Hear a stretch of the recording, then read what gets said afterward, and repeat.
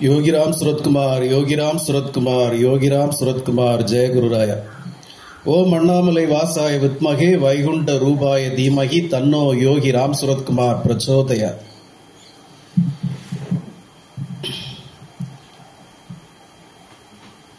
பகவான் யோகி ராம் சுரத்குமாருடைய பரம பக்தர்களே, நாமம் சொல்றதுல அதிக கவனம் வேணும். நம்ம ஒவ்வொரு சத்சங்கத்திலையும் அதுதான் சொல்றோம், நாமம் சொல்றது தான் முக்கியம். நீங்க அபிஷேகம் பண்றதோ ஆராதனை பண்றதோ எல்லாம் ரெண்டாவது கட்டம் தான். நாமம் சொல்றது மட்டும்தான் நமக்கு முதல் சிந்தனையாக இருக்கணும். ஆனாலும் நமக்கு நாமத்துல கவனம் வரமாட்டேங்குது. மெயினா இங்க உள்ள ஆட்கள்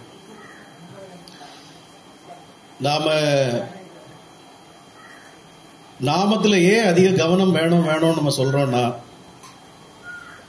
ராம நாமத்துக்கும் சரி யோகிராம் சுரத்குமார் நாமத்துக்கும் சரி பெரியோர்கள் என்ன சொல்றாங்கன்னா, பகவானை விட நாமம் தான் உயர்ந்தது. அந்த பகவான் செய்யாத காரியங்களை கூட நாமம் உங்களுக்கு செய்யும் சொல்றாங்க.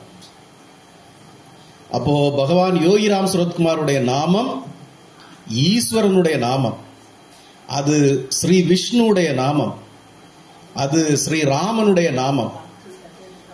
அந்த மூன்றும் சேர்ந்து இருப்பதுதான் யோகிராம் சுரத்குமார் எனும் நாமம். இந்த நாமம் இந்த கலியுகத்துல கண்கண்ட சாட்சி மாதிரி நம்ம கண்ணுக்கு முன்னாடி நின்று அற்புதங்களை செய்துகிட்டே இருக்கு. அது பலருக்கும் புரிய மாட்டேங்குதுன்னு எனக்கு தோணுது. அந்த நாமம் எவ்வளவு பெரிய அற்புதங்களை செய்யுது அப்படிங்கிறது யாருக்குமே புரிய மாட்டேங்குதுன்னு எனக்கு தோணுது. திரும்பவும் அதே உதாரணத்தை நான் சொல்றேன். இந்த யோகிராம் சுரத்குமார் அப்படிங்கிற பெயர்ல தொடங்கப்பட்ட யூடியூப் சேனல்கள் எல்லாமே பல ஆண்டுகளா நடந்துகிட்டு இருந்த எந்த ஒரு 1-2 சேனல்களை தவிர்த்து வேற எந்த சேனலுமே பெரிய அளவுல சக்சஸ் ஆகல, கிளிக் ஆகல. ஆனா நம்ம பரிசுத்தமா பகவானுடைய நாமத்தை மட்டுமே முன்னெடுக்கிறதுனால, பரிசுத்தமா பகவானுடைய நாமத்தை நம்ம சிறமேல் கொண்டு பணி செய்யறதுனால நம்முடைய யோகி ராம் சுரத்குமார் நாம பிரச்சார குடில் யூடியூப் எந்த லெவலுக்கு இன்னைக்கு போயிருக்கு அப்படிங்கிறது உங்களுக்கு எல்லாம் தெரியும். உங்களுக்கு வாட்ஸ்அப்ல நான் அனுப்பியிருந்தேன். இது நான் ஒரு யூடியூப் ஸ்பெஷலிஸ்ட் கிட்ட இதை அனுப்பிச்சு கொடுத்தேன். ஏன்னா அவரு இந்த செப்டம்பர் மாசம் 13ஆம் தேதி 14ஆம் தேதி என்னன்னு வந்து பார்த்தார். அப்போ நான் அவர்கிட்ட புலம்பிட்டு இருந்தேன், இந்த மாதிரி ஒரு யூடியூப் சேனல் வச்சிருக்கோம், பெரிய அளவில் ஒன்றும் பெரிய சக்சஸ் ஆகல, இவ்வளோ வியூஸ் தான் போயிருக்கு, இவ்வளோ சப்ஸ்கிரைபர்ஸ் தான் வந்திருக்கு அப்படின்னு சொல்லிட்டு இருந்தேன். அவருக்கு அன்னைக்கு அனுப்பி கொடுத்தப்போ அவருக்கு கைகால் தெரியல, இது எப்படி sir, how it is possible, இது பெரிய அற்புதமா இல்ல இருக்கு அப்படின்னு அவரே பிரமிச்சு போயிட்டார் அந்த ஆள். அப்போ அவர் சொல்றாரு, இது ஏதோ உங்க இடத்துல உங்க அந்த யோகி ராம் சுரத்குமார் இதுல வந்து அவர் பெரிய அற்புதங்களை பண்றாருங்கிறது எனக்கு புரியுது அப்படின்னாரு. ஏன்னா அவர் ஒரு பெந்தகோஸ்தே கிறிஸ்டியன். அதனால அவரு இந்த அற்புதத்தை வந்து பிரமிச்சு பாக்குறாரு, இது எப்படி நடந்தது அற்புதம் அப்படின்னு எல்லாருக்கும் ஒரு பிரமிப்பா இருக்கு. அப்ப யோகி ராம் சுரத்குமார் என்கிற நாமம் இதை விட பிரம்மாண்டமான அற்புதங்களை செய்யும். அது உங்களுக்கு எப்ப புரியுதோ அப்பதான் உங்களுக்கு நல்லது. பகவான் யோகி ராம் சுரத்குமார் தன்னுடைய அவதாரத்துல எங்கேயுமே தான் ஒரு கடவுள் அப்படிங்கிறத சொல்லவே இல்லை. எப்பவுமே யார் போனாலும், எந்த ஆள் போனாலும், எவ்வளவு பெரிய ஆள் போனாலும் மை ஃபாதர் பிளஸஸ் யூ மட்டும் தான் சொல்லுவாரே ஒழிய வேற நான் கடவுள், நான் பாத்துக்கிறேன், நான் காப்பாத்துறேன், நான் செய்யறேன்னு அவர் எப்பவுமே சொன்னது கிடையாது. மை ஃபாதர் பிளஸஸ் யூ தான் சொல்லுவார். இதை ராம அவதாரத்துல பகவான் ராமர் மட்டும்தான் இதே போல் நடந்துட்டார்.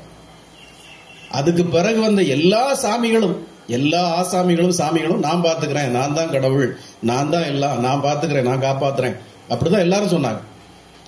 பகவான் ராம அவதாரத்துல மட்டும்தான் எம்பெருமான் ராமன் தான் கடவுள் அப்படிங்கிறத எங்கேயுமே ஒரு உணர்த்தல, எங்கேயுமே காட்டல, எந்த அற்புதங்களையுமே செய்யல.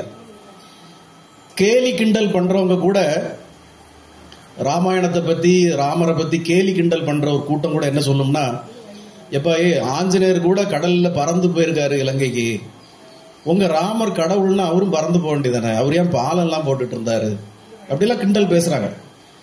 ஆமா, ஆஞ்சநேயர் ஏன் பறந்து போனாருன்னா அவர்கிட்ட இருந்த அந்த சக்தி வந்து ராம நாமத்தில் உள்ள சக்தி. நான் ஏற்கனவே ஒரு சத்சங்கத்துல சொல்லியிருக்கேன், ராமாயணத்துல எல்லாரும் புலம்பியிருப்பாங்க, எல்லாரும் அழுதுருப்பாங்க. ராமன் கூட ஒரு இடத்துல அழுதுவார். எல்லாரும், லக்ஷ்மணன், பரதன், எல்லாரும் புலம்புவாங்க ராமாயணத்துல. ஆனா ஆஞ்சநேயர் மட்டும் ஒரு இடத்துல விட ஒரு புலம்புனதா சரித்திரமே கிடையாது. ஏன்னா அவர் ராமபிரான நம்புறதை விட ராம நாமத்தை நம்பினார். அதனால அவருக்கு எந்த இடத்துலயும் ஒரு பயமோ இல்லைன்னா ஒரு கவலையோ, ஐயோ இப்படி ஆயிருமோ அப்படி ஆயிருமோ எந்த கவலையும் வரல. ஏன்னா அவர் ராம நாமத்துல அவ்வளவு துடிப்பா பிடியா இருந்தார் ஆஞ்சநேய மூர்த்தி. இவ்வளவு இருந்த பிறகும் ராமாயணத்துல எம்பெருமான் ராமபிரான் ஒரே ஒரு இடத்துல தான் கடவுளின் அவதாரம் அப்படிங்கிறத ஒரு ஹிண்ட் கொடுக்கிறார்.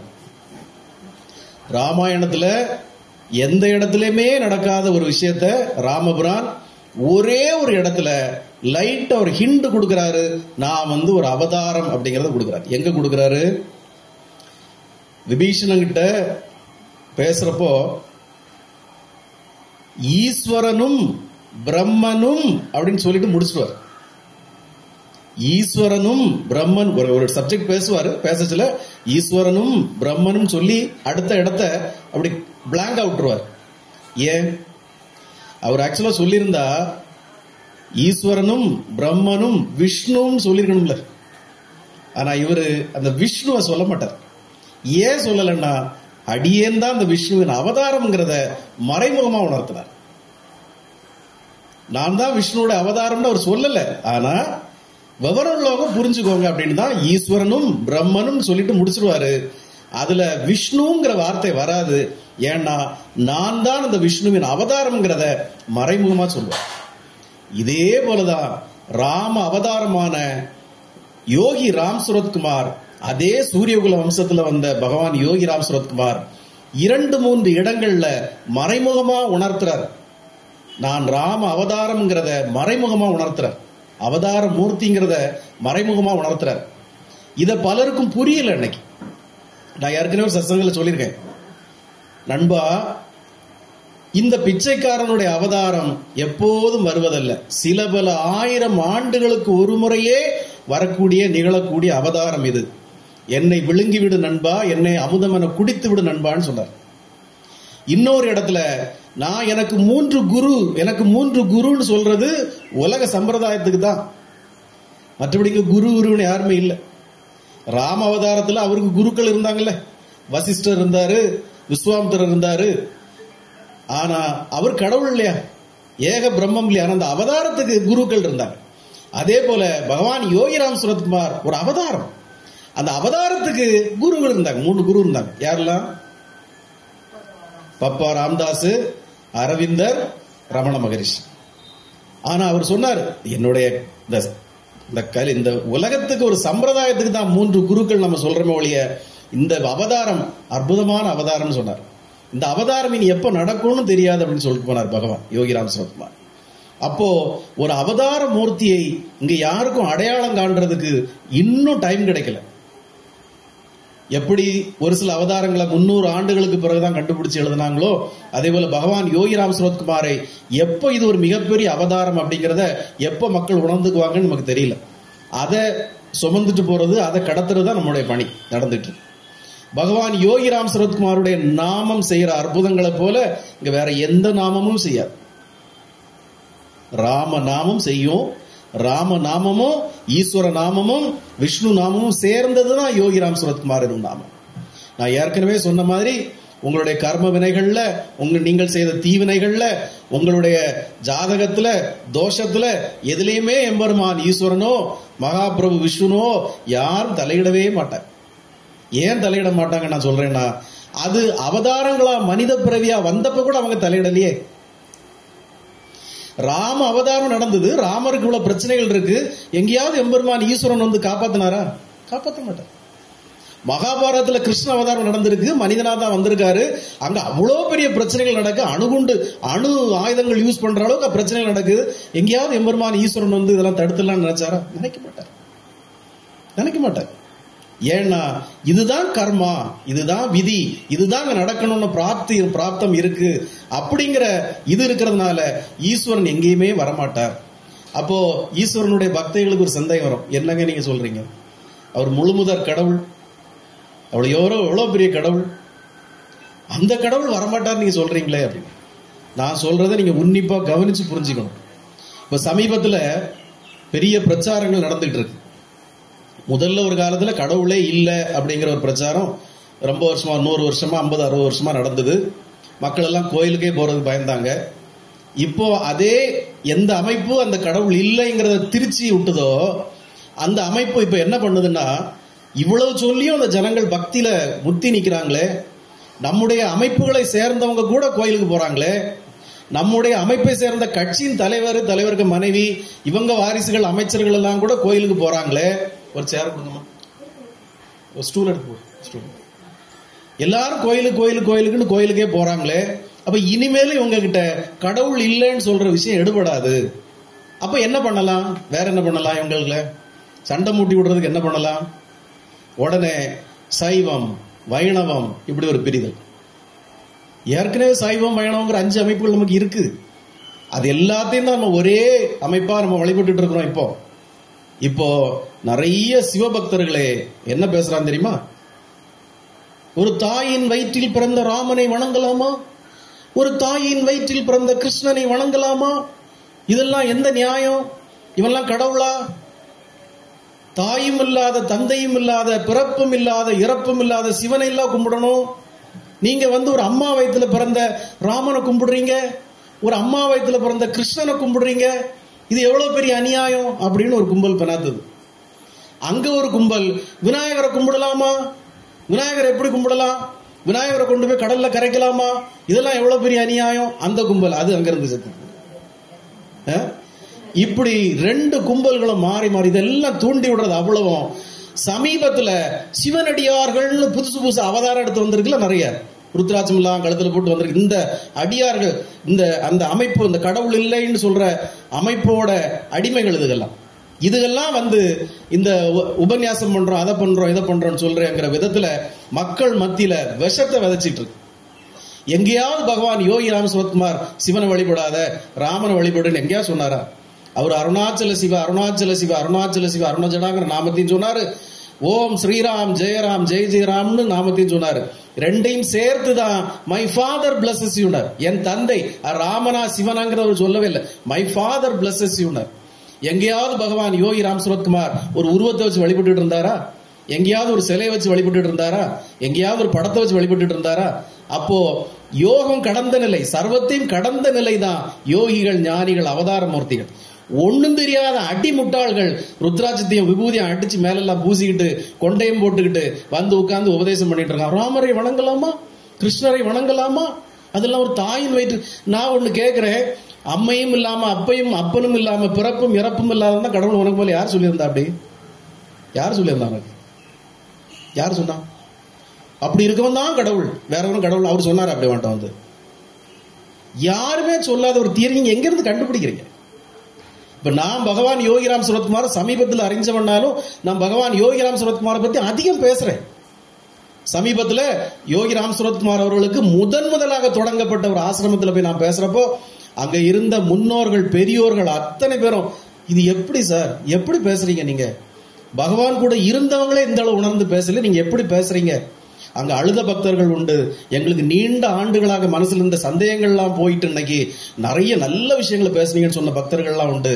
அப்போ நான் அதிகப்படியா பேசுறேன்னா, இதே போல ஒவ்வொரு சிவனடியார்களும் அந்தந்த காலத்துல 64 நாயன்மார்களும் இஷ்ட தெய்வத்தை பல விதங்களும் சொல்லி வச்சுட்டு போயிருப்பாங்க. இப்ப இவங்கெல்லாம் சொல்றாங்களே, அப்பர் எப்படி வந்தாருன்னு உங்களுக்கு தெரியுமா? திருநாவுக்கரசர் சைவத்திலிருந்து சமணத்துக்கு போனார். அது எத்தனை சிவனடியார்களுக்கு தெரியும்? திருநாவுக்கரசர் சைவத்திலிருந்து சிவனை வழிபட்டுக்கிட்டு இது பிடிக்காம சமண மதத்துக்கு போனார், புத்தரை வணங்க போனார், மாறிட்டார், மதம் மாறிட்டார். வெளிநாட்டிலிருந்து வந்த 2 மதங்களுக்கு முன்னாடி பாரத தேசத்துல மிகப்பெரிய பயமுறுத்தலா இருந்தது சமண மதம் தான். இவர் திருநாவுக்கரசர் அங்க போயிட்டு 64 நாயன்மார்ல அவர் ஒரு நாயனர். ஆனா அவர் சமண மதத்துக்கு போய் அவருக்கு அதிகப்படியான வயிற்று வலி, வயறு ப்ராப்ளம், உடம்பெல்லாம் வியாதி, தாங்க முடியாத வலி. அப்போ திருநாவுக்கரசருடைய சகோதரி அவ சிவனே வழிபட்டு இருந்தா. அவ ஒரு நாள் கூப்பிட்டு விபூதி எடுத்து வயிற்றுல எல்லாம் தடவி மேலெல்லாம் தடவி விட்டா. அன்னையோடு அவருக்கு வயிற்று வலி போயிடுச்சு. அந்த கணம் திரும்பவும் மதம் மாறுறார், சைவத்துக்கு வர்றார். அதுக்கு பிறகு சைவத்துக்கு வந்துதான் அவரு ஒரு நாயனார் ஆனார். அப்ப யார் ஒவ்வொருத்தருக்கும் ஒவ்வொரு இறைவனை பொறுத்த மட்டும் புரிதல் இல்லாத ஜனங்கள் தான் அப்படி பேசும். இறைவன் யாரு? சிவனா விஷ்ணுவா? யார் கண்டா? நாம சொல்றோம் யோகிராம் சுரத்குமார் தான் அவதார மூர்த்தி, அவர் தான் பெரும் கடவுள் சொல்றோம். சிவனை வழிபடுறவங்க சிவன் தான் கடவுள்றாங்க. இப்ப எங்க உங்களுக்கு என்ன பிரச்சனை வந்து நிக்குது? எங்க வந்தாலும் ஏதோ ஒரு இறைவன், ஏதோ ஒரு தெய்வம் நம்மளை எல்லாம் வழிநடத்துது. அதற்கு நம்முடைய முன்னோர்கள் இந்த நாமத்தை சொன்னா நல்லது, இந்த நாமத்தை சொன்னா நல்லதுன்னு சொல்லிட்டு போயிருக்காங்க. எங்கேயாவது ராமபிரான் இந்த நாமத்தை சொல்லுன்னு என்னைக்காவது சொன்னாரா? சொல்லல.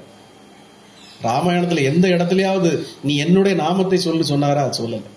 ஆனா ஆஞ்சநேய மூர்த்தி அவரின் மேல் இருந்த பக்தியால ராமநாமத்தையே சொன்னார். நம்ம ஏற்கனவே சத்சங்கத்துல சொல்லியிருக்கோம், ராமன் பிறப்பதற்கு முன்னாடியே ராமநாமம் இருக்கு. எம்பெருமான் ஈஸ்வரன் கிட்டேயே நீ எந்த உலகத்திலே எந்த நாமம் சிறந்ததுன்னு கேட்டப்போ அவர் அதான சொன்னாரு. ஏற்கனவே சத்தங்க சொல்லியிருக்கேன், ஸ்ரீ ராம ராம ராமேதி ரமே ராமே மனோரமே சகஸ்ரநாம தத்துல்யம் ராம நாம வரானனே. இதை சொன்னா 3 தடவை சொல்லணும் மினிமம். அந்த நாமம் தான் சிறந்ததுன்னு பார்வதி காதலே அவர் சொல்லுவார். இந்த நாமத்தை அடிக்க உலகத்துல நாமமே கிடையாது. பகவான் விஷ்ணு அவர் சொல்லுவார், நான் மந்திரங்களில் காயத்ரியாக இருக்கிறேன். அப்போ மாதங்களில் மார்கழியாக இருக்கிறேன், மந்திரங்களில் காயத்ரியாக இருக்கிறேன். காயத்ரி மந்திரத்தை உருவாக்குனது யாரு? காயத்ரி மந்திரத்தை உருவாக்குனது யாரு? ஒன்னும் தெரியாது. ஆனாலும் நாங்கள்லாம் அடியார்கள், நாங்கள்லாம் பஜனை பண்ணுவோம், நாங்கள்லாம் பாட்டு பாடுவோம், நாங்கள்லாம் அந்த என்னது அந்த சிவன் அது என்ன ஃபங்க்ஷனுமோ ஒரு சிவனுக்கு ஒரு பிரதோஷம்னா எங்களை அங்க போகணும் சாமி, இங்கெல்லாம் எங்களுக்கு இருக்க பிடிக்காது. பிரதோஷம்னா நாங்க அங்க போயிருக்கணும். காயத்ரி மந்திரத்தை உருவாக்குனது யாரு?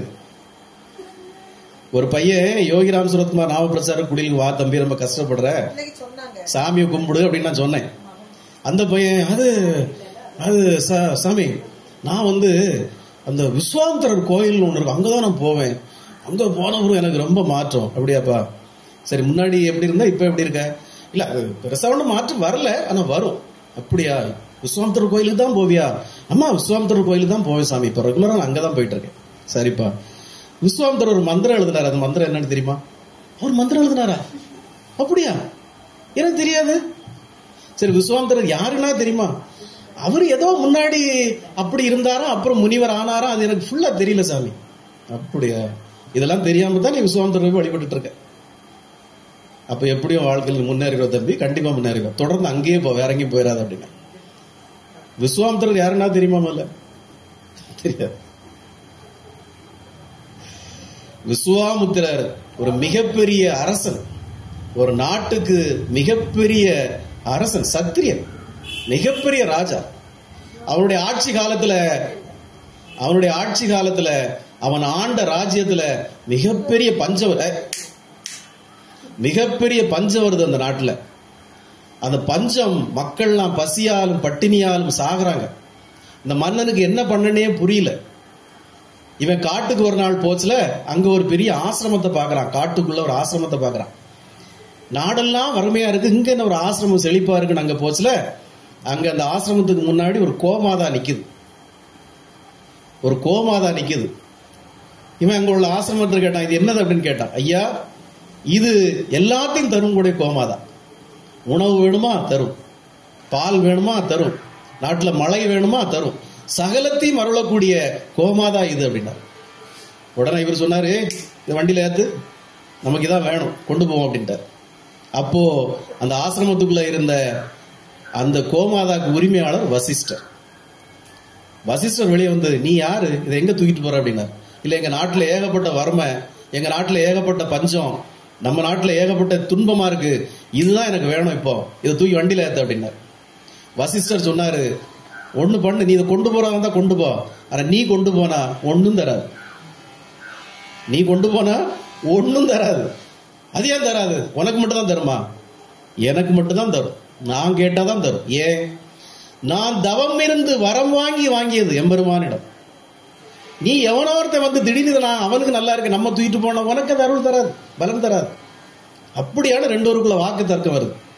தவம் இருந்தாதான் கிடைக்குமா? ஆமா, தவம் இருந்தாதான் கிடைக்கும்.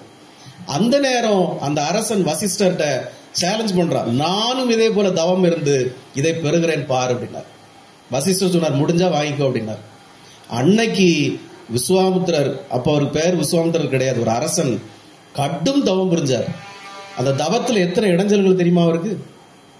4-5 தடவை கஷ்டப்பட்டு தவம் பண்றவங்களுக்கு தவம் எல்லாம் கலைஞ்சு போயிடும். ஒரு தடவை தவத்தை கலைக்கிறதுக்குன்னே ஒரு பொம்பளையே வருவா, மேனகன்னு ஒருத்தி வருவா. அவ வந்து அந்த விஸ்வாமித்திரரை கவுத்தி ஒரு குழந்தையும் பத்திட்டு போயிருவா. அப்போ எல்லாருக்கும் சந்நியாசத்துல துறவரத்துல இந்த சோதனைகள்லாம் வரும். இதெல்லாம் தாண்டி ஒரு காலகட்டத்துல அவர் பிரம்ம ரிஷி பட்டம் வாங்கினார். ஈஸ்வரன்ட்டே வாங்கினார். பிரம்ம ரிஷி பட்டம் வாங்கினாரு விஸ்வாமித்திரர். அதே விஸ்வாமித்திரர் தான் ராமனுக்கு குருவா இருந்தார். சரி, நீங்க யோசிச்சு பாருங்க, சாதாரண ஒரு அரசன், சத்திரியன், அவன் தவ வாழ்க்கையை மேற்கொண்டதால, தவம் பண்ணினதால ஒரு அவதார புருஷருக்கு குருவா போயிட்டான் கடைசியில. கோமாதா தேவைப்படல அவருக்கு பிறகு. நீங்க ஒரு விஷயம் புரிஞ்சுக்கணும், இந்த ராம அவதாரத்துல விஸ்வாமித்திரர் அந்த அவர் தவம் பண்றப்போ அந்த பிரம்ம ரிஷி பட்டம் வாங்குறதுக்கு முன்னாடி அவருக்கு 70mm ஸ்கிரீன்ல படம் தெரியும்ல, நமக்கு தியேட்டர்ல போனா அந்த ஸ்கிரீன்ல தெரிஞ்சது மாதிரி ஒரு மந்திரம் ஒரு கண்ணுக்கு தெரிஞ்சது. அது தங்க எழுத்துக்களால் பொறிக்கப்பட்டது போல ஒரு மந்திரம் அவருக்கு ஸ்கிரீன்ல அப்படியே தெரிஞ்சது. அந்த மந்திரம் தான் காயத்ரி மந்திரம். ஓம் பூர் பூஸ்வகா சொல்றோம் இல்லையா, அந்த காயத்ரி மந்திரம். அந்த காயத்ரி மந்திரம் விஸ்வாமித்திரர் கண்ணுல தோன்றியது. அதை அவர் அப்படியே எழுதி கொடுத்து, இந்த மந்திரத்தை அடிக்க ஒரு மந்திரம் இல்லைன்னு சொன்னார். அத பகவான் விஷ்ணுவே, நாராயணரே, நான் மந்திரங்களில் காயத்ரியாக இருக்கிறேன்னு சொன்னார். அவ்வளவு வலிமை மிக்க மந்திரம். அப்ப இன்னைக்கு எல்லாருக்கும் ஒரு காயத்ரி மந்திரம் இருக்கு. எல்லா சாமியார்களுக்கும் எல்லா சாமிக்கும் ஒரு காயத்ரி மந்திரம் வச்சிருக்காங்களே. நம்ம ஒரு காயத்ரி மந்திரம் யோகிராம் சுரத்குமாருக்கு வச்சிருக்கோமே. நம்ம ஒரு காயத்ரி மந்திரம் நம்ம வச்சிருக்கிறதுனால அது பலர் சொல்றது இல்லை. யோகிராம் சுரத்குமார் நாம பிரச்சார குடியில இந்த ஸ்ரீ குரு MC சிவகுமார் அந்த மந்திரம் வச்சிருக்கிறதுனால யாரும் சொல்றதே இல்லை, இதையா நம்ம சொல்லணும் அப்படின்னு. ஆனா பலரும் பல விதத்துல யோகிராம் சுரத்குமாருக்கு காயத்ரி மந்திரம் வச்சிருக்காங்க. ஆனா அவங்களுக்கெல்லாம் நம்ம சொல்லிக்கிறது ஒன்னே ஒண்ணுதான், எழுதுறதெல்லாம் காயத்ரி மந்திரம் அல்ல. காயத்ரி மந்திரம் எழுதுறதுக்குன்னு ஒரு இலக்கணம் இருக்கு. அந்த காயத்ரி மந்திரத்தை உருவாக்குறதுக்குன்னு ஒரு டேர்ம்ஸ் அண்ட் கண்டிஷன் இருக்கு. எல்லாம் மந்திரம் ஆகாது. காயத்ரி மந்திரம் எப்படி உருவாக்கணும் அப்படிங்கிறதுக்கு ஒரு லாஜிக் இருக்கு, ஒரு இலக்கணம் இருக்கு. அதை மீறி நீங்க காயத்ரி மந்திரம் உருவாக்க முடியாது. எல்லாருக்கும், நந்தி பெருமானுக்கு இருக்கு, சிவனுக்கு இருக்கு, ருத்ர எல்லாருக்கும் வச்சிருக்காங்க. ஆனா அந்த காயத்ரி மந்திரம் உருவாக்குறதுக்கு ஒரு இலக்கணம் இருக்கு. அந்த இலக்கண பிழை வந்தா அந்த மந்திரம் வேலை செய்யாது. நாம எம்பெருமான் யோகி ராம் சுரத்குமாருடைய அருளால் அந்த மந்திரத்தை நம்ம உருவாக்கி வச்சிருக்கோம். ஓம் அண்ணாமலை வாசாய வித்மகே வைகுண்ட ரூபாய தீமகி தன்னோ யோகி ராம் சுரத்குமார் பிரச்சோதயாத். இது அந்த இலக்கணம் எப்படின்னு அப்ப நிறைய பேர் உங்களுக்கு சந்தேகம். அந்த இலக்கணத்தை நான் சொல்ல மாட்டேன். இப்போ நான் ஏன் சொல்லணும்? காயத்ரிங்கிறது சமஸ்கிருதத்துல கல்ப விருட்சம். உங்களுக்கு கேட்டதையெல்லாம் வழங்குறதுக்கு இவர் ஒரு இது வச்சிருந்தாரு இல்லையா, கோமாதா. அவருக்கு அதுக்கு பதிலாக ஈஸ்வரன் அருளியதுதான் அந்த மந்திரம். உனக்கு கோமாதா வேண்டாம், ஒன்றும் வேண்டாம், எல்லாத்தையும் அருளும் மந்திரம் வச்சுக்கோ, உனக்கு என்ன வேணுமோ கிடைக்கும் அப்படின்னாரு. இந்த காயத்ரி மந்திரத்தை நாம மட்டும் இல்ல, வெள்ளக்காரெல்லாம் இப்ப கார்ல போட்டு பாடிட்டு போறான். புரியுதா? இப்போ அப்ப இந்த காயத்ரி மந்திரத்தை நாம உருவாக்கி வச்சிருக்கோம். இந்த ஓம் அண்ணாமலை வாசாய வித்மகே வைகுண்ட ரூபாய தீமகி தன்னோ யோகி ராம் சுரத்குமார் பிரச்சோதயாத்துல சிவனும் வரார். ஓம் அண்ணாமலை வாசாய சிவனும் வரார். வைகுண்ட ரூபாய எம்பெருமான் ஸ்ரீகிருஷ்ணரும் வரார். ராம் சுரத் ராமனும் வரார். இந்த மும்மூர்த்திகளையும் அடக்கி உருவாக்கப்பட்ட, எப்படி காயத்ரி மந்திரத்துக்கு விஸ்வாமித்திரர் உருவாக்கிய காயத்ரி மந்திரம் ஒரு லாஜிக்கோட உருவாக்கப்பட்டதோ அதே போல உருவாக்கப்பட்ட மந்திரம் இந்த. நம்முடைய யூடியூப்ல பேஸ்புக்ல நிறைய பக்தர்கள் வந்து இந்த காயத்ரி மந்திரத்தை நான் 1 லட்சம் தடவை சொன்னேன், எனக்கு நல்லது நடந்துன்னு சொல்றாங்க. சமீபத்தில் ஒரு பெரும் துன்பத்துக்கு ஆளான, வாழ்க்கையில மீள முடியாத ஒரு துன்பத்துக்கு ஆளான ஒரு பையன் அருமனை பக்கத்துல இருந்து எனக்கு போன் பண்ணி, உங்க பேஸ்புக்ல இதை நான் பார்த்து நான் பைக்ல போறச்செல்லாம் அந்த காயத்ரி மந்திரத்தை தான் சொல்றேன், எனக்கு நல்லது நடக்குது, போற இடம்லாம் நல்லது நடக்குன்னு சொல்றான். நல்லது நடக்கணுங்கிற பாக்கியம் இருக்கிறவன் சொல்லிட்டு போறான், வேண்டாங்கிறவன் இருந்துட்டு போறான். நமக்கு என்ன? ஒண்ணு மட்டும் புரிஞ்சுக்கோங்க, இந்த யோகி ராம் சரத்குமார் நாம பிரச்சார குடியில் அதனாலதான் சைவம் வைணவங்கிற பிரிவெல்லாம் இங்க கிடையாது. எது இறையோ அதை நீங்க உணரணும். நீங்க வெறும் வழிபாட்டோட நிக்க கூடாதுங்கிறதா நம்ம சொல்ற கான்செப்ட். வெறும் வழிபாடுங்கிறது அது பிரயோஜனமே கிடையாது. நான் பூ போட்டேன், பத்தி கொளுத்தி வச்சேன், விளக்கு கொளுத்தினேங்கிறது வெறும் வழிபாடு. இறையை புரிந்து கொள்வதல்ல, இறையை உணர்ந்து கொள்வது சத்தியம். இறையை நீங்க உணரணும். இந்த இறையை உணரக்கூடிய சம்பவங்களுக்கு தான் நம்முடைய கோயில்கள்ல நிறைய படிப்படியா நிறைய சம்பிரதாயங்கள் வச்சிருந்தாங்க. நீ எப்படி உள்ள போனா இறையை உணர முடியுங்கிறது இது எவனுக்குமே தெரியாம இப்ப வெறும் பால் வாங்கி ஊத்துறதுக்கும் பன்னீர் வாங்கி ஊத்துறதுக்கும் தான் அவ்வளவு பேர் உள்ள போறான். ஏதோ புதையல் கிடைச்சிடும், அது கிடைச்சிடும், இது கிடைச்சிடும். தயவு செய்து அந்த மாதிரி மூட நம்பிக்கைகள்ல மூழ்கிறாதீங்க, மூழ்கிறவே செய்யாதீங்க. இறையை உணர்வதற்கு நம்ம கோயில்கள்ல படிப்படியா வடிவமைக்கப்பட்டு அதே இதுதான் நம்ம யோகி ராம் சரத்குமார் நாம பிரச்சார குடியில சொல்லி கொடுக்கிறோம். நீங்க எம்பெருமான உணரணும். தெரிஞ்சுக்கிட்டது போதும், இப்ப அவரை பத்தி எல்லாம் தெரியும். ஆனா இனி அவரை உணரக்கூடிய ஸ்டேஜுக்கு நீங்க போகணும். உணர்ந்தால் மட்டுமே நன்மைகள் தொடர்ந்து நடக்கும். யோகி ராம் சரத்குமார் நாம பிரச்சார குடியிலுக்கு எல்லாரும் வரீங்க, ஒவ்வொரு பிரார்த்தனைகளை வைக்கிறீங்க. அந்த பிரார்த்தனைகள் காலப்போக்கில் அப்படி நீங்கள் டெய்லி வாரீங்க, டெய்லி பிரார்த்தனை பண்ணிட்டே போறீங்க. ஒரு காலகட்டத்தில் வந்து அழுறீங்க, என்னுடைய குழந்தை இப்படி இருக்கு, என்னுடைய பையன் இப்படி பிரச்சனை பண்றான், என்னுடைய பையன் அப்படி பிரச்சனை பண்றான், அழுறீங்க. நாமளும் அன்னைக்கு மனசு இறங்கிடுறோம். உடனே பகவான்கிட்ட போய் ஸ்பெஷலா பிரார்த்தனை பண்றோம், பகவானே இப்படி அழுதுட்டு போதே ஒரு பொம்பளை, பாவம் ஏதாவது ஒரு உதவி பண்ணி கொடுங்கன்னு. இந்த பாரத்தை நாம பகவான் பாதத்துல போட்ட பிறகு பகவான் ஒரு முடிவு எடுப்பார், பகவான் ஒரு டிசிஷன் எடுப்பார்.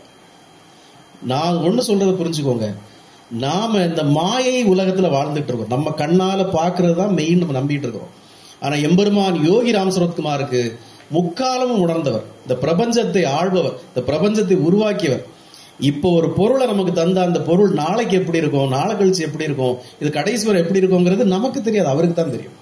அப்போ உங்களுடைய பிரச்சனைகளை கவலைகளை நம்ம மூலமா பகவான் பாதத்துல போடுறப்போ நம்ம இந்த மாதிரி உபவாசம் இருந்து பகவான்கிட்ட எப்படியாவது நிறைவேற்றி கொடுத்துருங்க பகவானே அப்படி சொல்றப்போ அவர் கண்டிப்பா நிறைவேற்றுவார். ஆனா அது நிறைவேற்றுறப்போ அந்த முறைகள் உங்களுக்கு வித்தியாசமா இருந்தா அது உங்களுடைய தப்பு.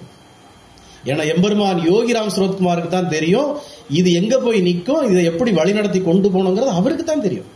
நாம இப்ப நடக்கிறத பார்த்து ஒரு முடிவெடுத்து ஐயோ இதை நான் விரும்பலையே, இதை நான் கேட்கலையே, நான் அப்படிலாம் கேட்டேன்னு ஒரு முடிவுக்கும் நீங்க வரக்கூடாது. நீங்க எம்பெருமான் யோகி ராம் சரத்குமார்கிட்ட ஒரு பிரார்த்தனையை வச்சு பாதத்துல பணிஞ்சிட்டீங்கன்னா அவருக்கு சாய்ஸ்ல விட்டுறணும். அவர் உங்களை சதிக்க போறாரா, இல்ல அவர் உங்களை தவற வழிநடத்த போறாரா? உங்களுடைய பிரார்த்தனை எதுங்கிறத அவர் இவ்வளவு நாள் கேட்டு உங்களுடைய ஜாதகங்கள் எல்லாம் அலசி, இந்த பையனுடைய தலைவிதிகள் எல்லாம் அலசி, இது எது செய்தா அது நல்லா வரும் அப்படிங்கிறதா. இப்போ ஒரு தாயார் வந்து நம்மகிட்ட கதறி அழுதாங்க, சாமி என்ன அடிக்கிறான், பிடிக்கிறான், போட்டு கொல்றான், என்னத்தை குடிச்சிட்டு வரான்னு தெரியல, என்னத்தை அடிச்சுட்டு வரான்னு தெரியல, என்ன பேசக்கூடாத வார்த்தைகள் எல்லாம் போட்டு பேசுறான். அப்போ அன்னைக்கு நம்ம பகவான்கிட்ட வச்ச பிரார்த்தனை ஒன்னே ஒண்ணுதான், எப்படியாவது இந்த தாய் சந்தோஷமா இருந்துட்டு போட்டு, குடும்பத்துக்காக உழைக்கிறா, கஷ்டப்படுறா, துன்பப்படுறா, துயரப்படுறா, வாழ்க்கையில வாங்கக்கூடாத கெட்ட பேர்லாம் வாங்கி ஏதோ நடைமணமா வாழ்ந்துட்டு இருக்கிறா. இனி இருக்கக்கூடிய கொஞ்ச நாட்களாவது அவன் நிம்மதியா இருக்கட்டு, அதுக்கு ஒரு காரியத்தை செய்யுங்க. உடனே பகவான் என்ன பண்ணுவாரு, அந்த பிரச்சனைகள் வந்து ஒரு விடுதலை கொடுப்பாரு. சரி சந்தோஷமா இருந்துட்டு போட்டு, எது தலைக்கு மேல நமக்கு ஒரு பிரச்சனை இருக்கோ, எது தினம் தினம் நமக்கு ஒரு பிரச்சனையா இருக்கோ, அந்த பிரச்சனையில இருந்து ஒரு சுதந்திரத்தை கொடுப்பாரு. நாம உடனே இதை நான் கேட்கலையே, நான் வேற எல்லாம் கேட்டேன்னு நம்ம நினைக்க கூடாது. பகவானுடைய விருப்பம் அது, பகவானுக்கு தான் தெரியும் நமக்கு எதை எப்ப தந்தா நல்லதுங்கிறது அவருக்கு தான் தெரியும். அதனால பகவானுடைய நாமத்தை சொல்றது மட்டும்தான் நம்முடைய கடமை. பிரார்த்தனை வைக்க வேண்டாம்னு சொல்றோம், பிரார்த்தனை வைங்க, சந்தோஷமா வைங்க. பகவானுடைய நாமத்தை சொல்றது மட்டும்தான் நம்முடைய கடமை, பாக்கி செய்யறதெல்லாம் அவர். நாம இத்தனை வருஷமா எல்லாம் பார்த்துட்டு தானே வந்திருக்கோம், இத்தனை வருஷமா நம்ம எல்லாம் தலைகளன்னு முயற்சி பண்ணிட்டு தான் நாங்க வந்திருக்கோம். இனிமேலும் சட்டத்தை நம்ம கையில எடுத்துக்க கூடாது.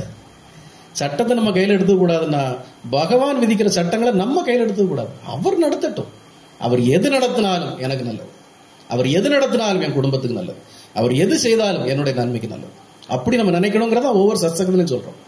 ஒரே ஒரு விஷயம் புரிஞ்சுக்கோங்க, பகவான் யோகி ராம் சரத்குமாருடைய நாமம் நீங்க கேட்டதையெல்லாம் தரக்கூடிய அமுத சுரபி. அதற்காகத்தான் முதல்ல அவருக்கு ஒரு காயத்ரி நம்ம உருவாக்கணும். எம்பெருமான் யோகி ராம் சரத்குமார் இந்த பூத உடல்ல வாழச்சுல அவர் ஒரு மந்திரத்தை நமக்கு தந்துட்டு போயிருக்காரு, இந்த பிரபஞ்சத்துல நிறைவா தந்துட்டு போயிருக்காரு. இந்த மந்திரத்தை சொல்லுங்க, இந்த நாமத்தை சொல்லுங்க. பகவானுக்கு நம்ம ஒரு காயத்ரி உருவாக்கி இருக்குது, அவர் சந்தோஷமா இருக்கிறாங்கிறது எனக்கு நல்லா தெரியும்.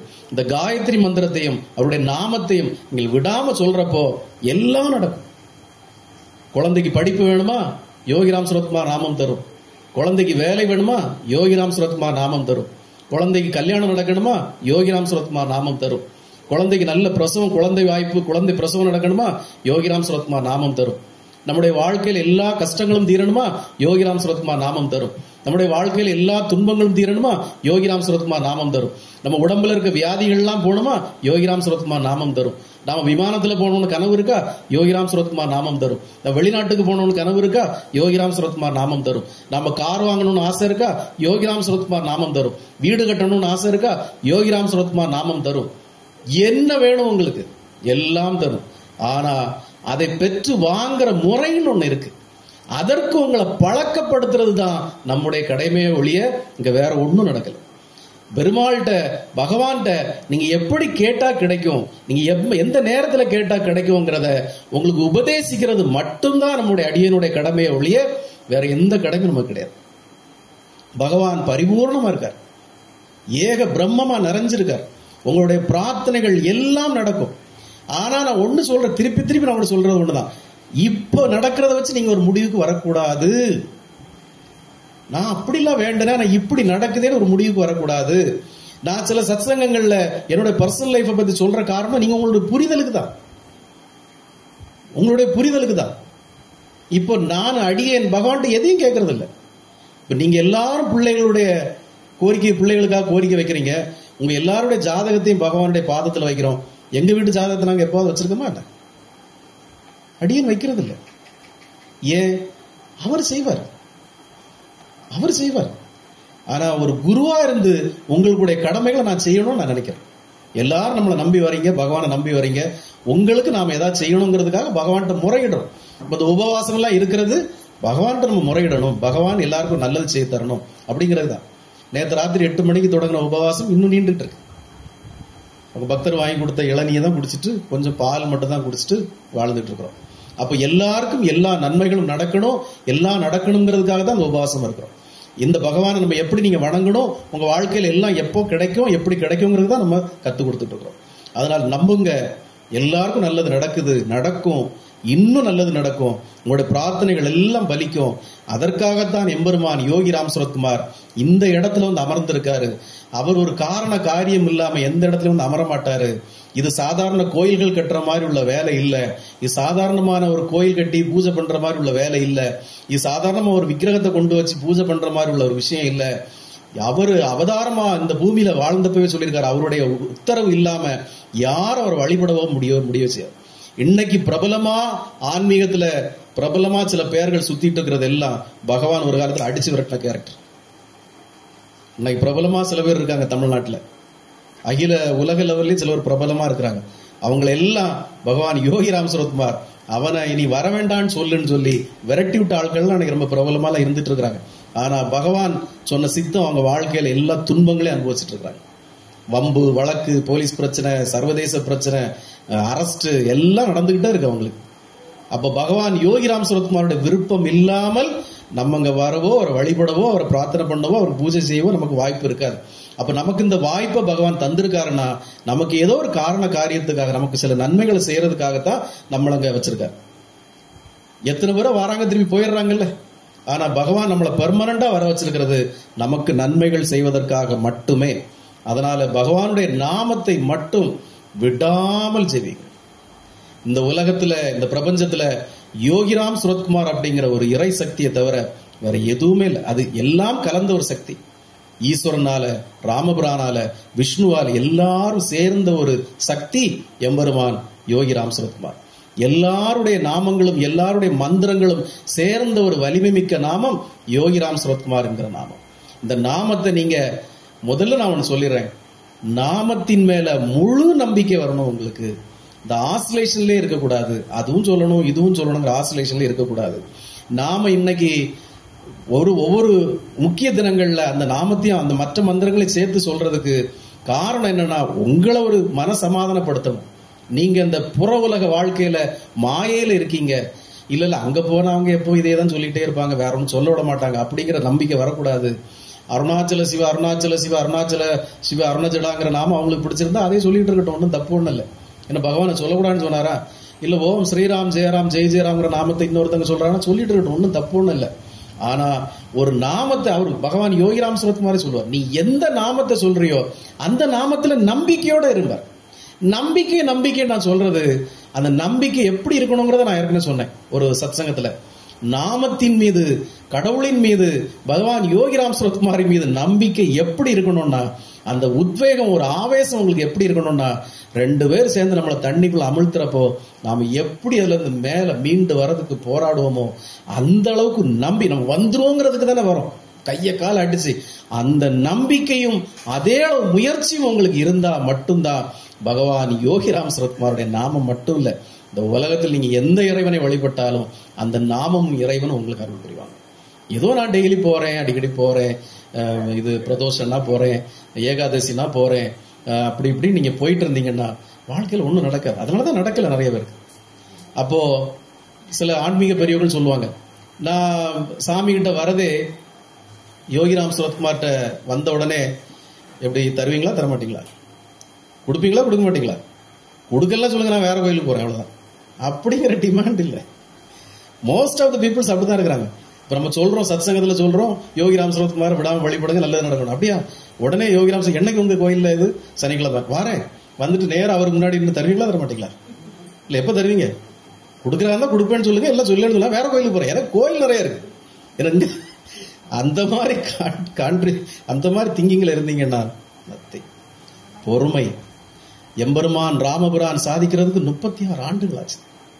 யோகி ராம் சுரத்குமார் தான் ஒரு தெய்வம்னு வெளியே காட்டுறதுக்கு எத்தனை ஆண்டுகள் ஆச்சு. சுவாமி விவேகானந்தர் சாதிக்கிறதுக்கு எவ்வளவு ஆண்டுகள் ஆச்சு. ரமண மகரிஷி சாதிக்கிறதுக்கு எவ்வளவு ஆண்டுகள் ஆச்சு. நாம ஒரு 8 மாசம் 10 மாசத்துக்குள்ளே இப்ப எனக்கு குழந்தை பத்துக்கணும் நிக்கவே கூடாது.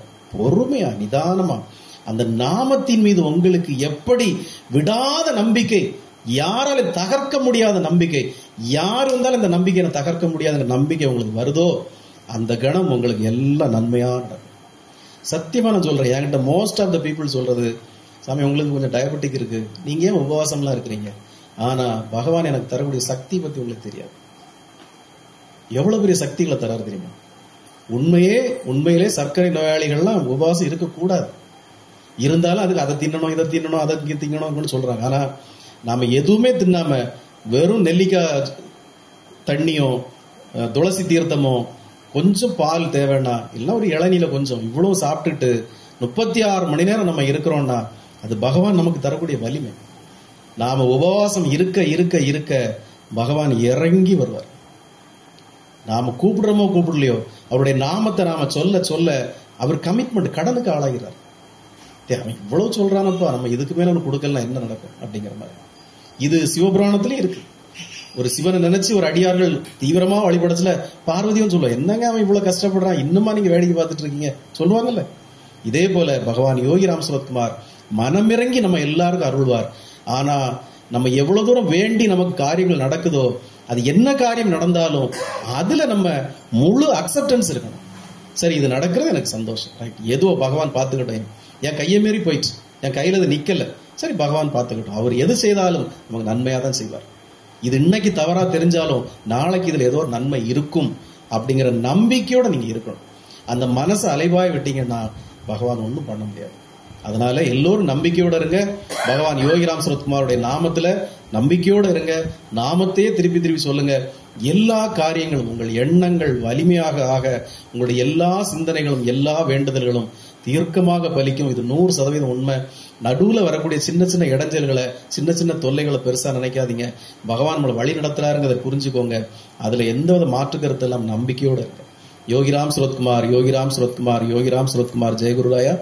ஓம் அண்ணாமலை வாசாய வித்மகே வைகுண்ட ரூபாய தீமகி தன்னோ யோகி ராம் சுரத்குமார் பிரச்சோதயாத்.